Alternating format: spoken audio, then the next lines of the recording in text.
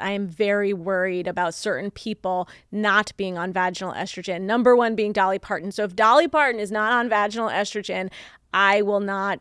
I just can't live life knowing if she's not getting good advice. So people will say, wait a minute. Why is Dr. Rachel Rubin talking about Dolly Parton and vaginal estrogen? Because Dolly Parton has publicly talked about being sick with kidney stones. She's talked about being sick and having a hard time getting her health back. And that's why it's been difficult for her to go on tour and go back into her entertainment, which she is literally a national treasure, as we all know.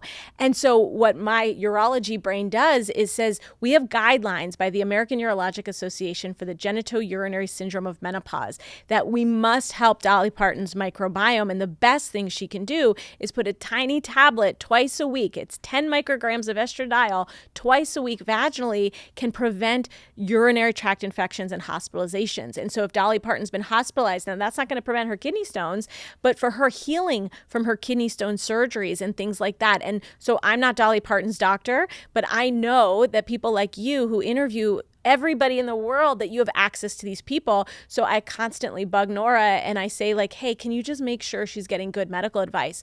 Because unfortunately, and just so you know, I don't know Dolly Parton well enough to give her that advice. But I do think this is not yet. But this is an important conversation to share, because here is the expert on this, a urologist who has studied this, has done the research, and you want to raise this as a national emergency.